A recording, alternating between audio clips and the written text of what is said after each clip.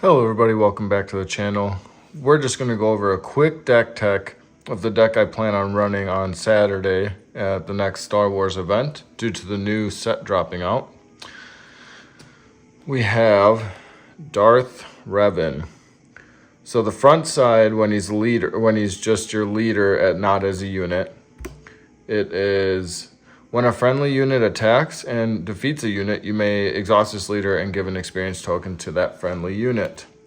On the back side here, he flips on 5 resource, the 5 resource turn, and he's a 3/6 with Restore 1 with the same ability as the front. And as you can see, he is just a villainous leader, so we only get to run one color with him. So we chose blue.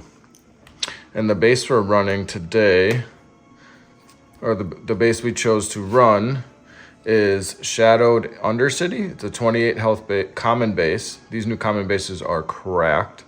Whenever a friendly force unit attacks, the force is with you, which gives you this token, the force token. And you'll see why that matters in just a bit. I'm going to start off by going over our early game stuff here. So for early game plays, we have 3 Infernal 4 just to smooth out draws. When played and when defeated, it also is a space unit.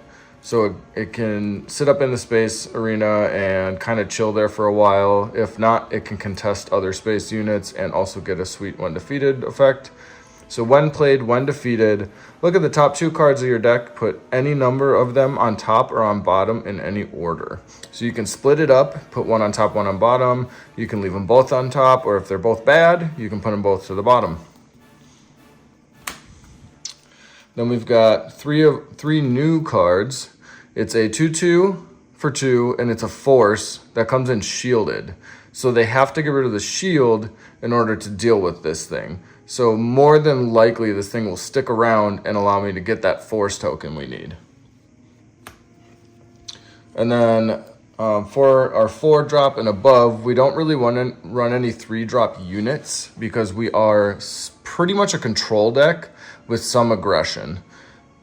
This is probably one of my favorite control decks I've ever built because I am able to sit there and control the board while being able to close games out pretty fast now.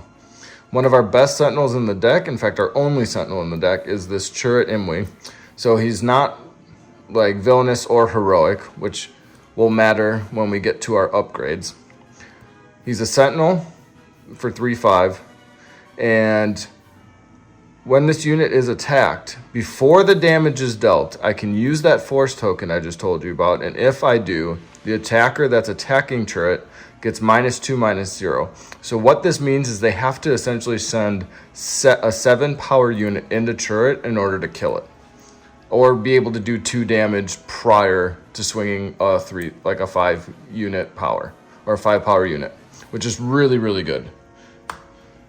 Then for our other main aggressive attackers in the deck, we have 2 Darth Tyrannus. If the force is with you, he comes in and gets ambushed, which means I can give haste to, or I essentially get haste or rush into a character. And then it is a 4/3 shielded as well. So very good force unit. It also has a Sith trait, which is also very relevant to a card I'm about to share with you once we're through the units. 3 Darth Malik. It is a 5-cost 4/7 Overwhelm, which essentially in this game is Trample. And then when played, if you control a Sith leader unit, meaning if my leader is flipped onto its unit side, which is conveniently on 5, this becomes ready. So it means I get to attack with it immediately. And that can go into base if I need to. 3 Darth Vader. 6 cost 5/6. When played, give a shield token to one of my units and to an enemy unit. What I try to do with this, because I don't have a way to ambush this in, is wait till the board's clear and then play this as a 6 cost 5/6 shielded. And then on attack, defeat an enemy unit with a shield on it. So I will use the first ability to put a shield on something if I need to, But more or less in my list, it's just a 5/6 shielded that they really have a hard time dealing with. Then we've got 3 Count Dooku, Darth Tyrannus from the first set. It's a 7 cost 5/4 shielded. When played, you may defeat a unit with 4 or less HP remaining. And with what our leader's trying to do, this gets to defeat a lot of things the second it comes into play, which is really nice. And it's also a shielded unit. So as you can tell, a lot of my units are just really hard to deal with. For our complete top end, we've got 2 Snokes. Each enemy non-leader unit gets -2/-2. Very good. And then 2 Darth Sidious. He's from the new starter deck out of this new set, the Darth Maul starter deck. He's an 8 cost 6/8 with Restore 2, and then when played, I may use the Force. If I do, defeat each non-Sith unit with 3 or less HP remaining. So this is going to usually keep almost everything we have in play alive, while if I play my game right, knocking out their entire board. It's almost like a mini super laser blast. Really, really cool. We've got 3 Always 2. This card is the reason we chose to play blue besides the Vader. It's a 4 cost event. Choose 2 friendly unique Sith units. So all of our Sith units are unique. If you do, give 2 shield tokens and 2 experience tokens to each of the chosen units and defeat all other units. So if I have like Inferno 4 in play and let's say Malik and Revan, I can choose Revan and Malik, give them each 2 shields and 2 experience tokens, defeat the Inferno 4, and get to see the top 2 cards of my deck and sculpt my deck to make sure my next draws are good. Card's very, very good. And I'm also trying out 2 Flight of the Inquisitor, a 2 cost event. You may return a Force unit and a lightsaber upgrade from your discard pile to your hand. A lot of the times, this really only just grabs one of my units back, but that's usually good enough to apply pressure in the mid to late game to make sure that I can close the game out in a good enough time. Because that's one thing control decks have lacked, is being able to close the game out before time gets called in the round. And this is going to help me be able to keep my threats in play. Now onto the control part of the deck. We've got 2 No Glory Only results, a 5 cost event. Take control of a non-leader unit and then defeat it. So I can take control of something that's really hard to grasp or that like some of my other control cards can't hit, and I can just get rid of it. Then we've got 3 Shatterpoint. This card's a new card from the new set. Choose 1. Defeat a non-leader unit with 3 or less HP remaining, or I can use the Force. If I do, defeat that unit. So it can either hit an early game play, or it can literally just defeat anything that's in play that's not a leader. Very, very, very good removal spell if you're a Force deck. 2 Takedowns. Defeat a unit with 5 or less HP remaining. So this can touch leaders if they have 5 or less HP remaining, which I really, really like, so we kept it as a 2 in the deck. 2 Fell the Dragon. Defeat a non-leader unit with 5 or more power. This new set is going to include so many more units that get to come into play that have 5 or more power. This just is a 4 cost answer to it. Then we've got 3 Power of the Dark Side. This can also hit leaders if I can manage to keep the board clear, and then they flip their leader, I just Power the Dark Side them.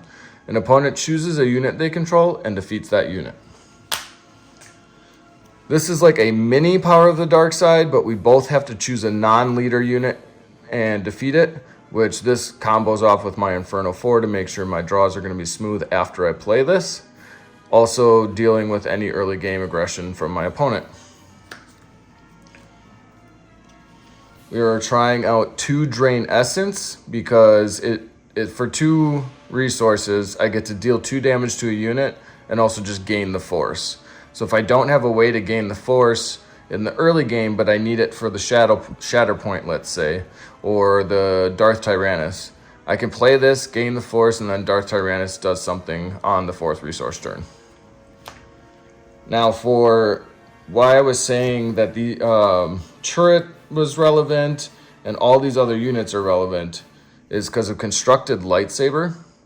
This card's crazy good. So it's a 3-cost lightsaber upgrade, which also can be bought back with Flight of the Inquisitor. Attached to a Force unit. Every single unit in my deck is a Force unit besides Infernal 4, which you can't really put a lightsaber on a spaceship anyway. But if attached unit is heroic, which none of my stuff is, it gains Restore 2. So that ability is irrelevant in my deck, but it is good in the heroic decks. If attached unit is a villainous unit, it gains Raid 2. This, after I play Always 2 on Malik and let's say Revan flipped, if I put this on either one of them, they're hitting for like 8 to 11 damage. I'm sorry, 9 to 11 damage, depending on which unit it's on. It's a very big swing. And if I get it on Malik specifically, Malik has Overwhelm, so I can take out something, give an experience token with Revan, and then also still deal a bunch of damage to the base.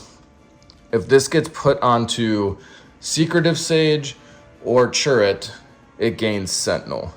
Chirrut's already a Sentinel, but I can throw this onto my Secretive Sage. If I play Secretive Sage on 1, then play Constructed Lightsaber on it on 2, it's now just a shielded 4/3 shielded Sentinel. On the second turn of the game, that's usually really, really good. So very, very good upgrade. And then I also am running 2 Darth Revan's lightsabers attached to a non-vehicle unit. If the attached unit is a Sith, it also gains Grit, which is very good with what my leader's trying to do. For the sideboard, we've got a Fine Edition. This card's going to be good because Force Throw is extremely relevant, which is a 1-cost red event that if the opponent controls a Force unit, they can make either themselves or me discard a card and then deal damage to the cost of the card to one of my units.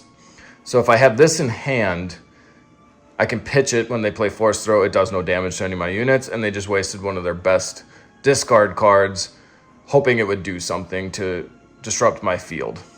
It also is very good into the Kylo decks right now, because Kylo Ren got a unit or a leader, and he cares a lot about upgrades in the deck.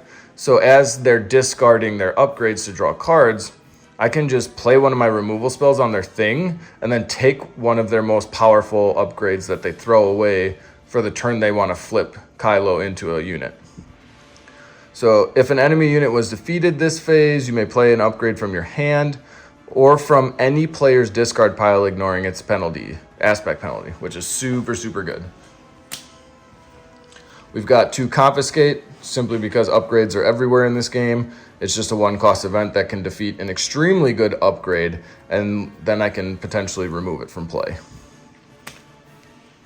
2 Direct Hit, just in case someone's got, because as you can tell, we only have one space unit in the deck, and sometimes a player will put a massive space unit that I can't deal with in play, or like let's say Power of the Dark Side's not doing the job, and that's my removal spell. This comes in, and I'm able to just straight up defeat it. 2 Rivals Fall, defeat a unit. So this comes in if I'm having trouble in game 1 defeating the leader unit. This card is so stinking good against leaders. It's a must in any blue deck. And then for our final card in our sideboard, we've got 2 Super Laser Blast. Also a way to deal with leaders, but also just a flat out board wipe. If I don't really have much going on and all I'm doing is controlling the board and I'm sitting on like Snoke or Sidious, I can play this and then play one of the other ones to kind of close out the game with a big finisher. So Super Laser Blast, very, very, very good.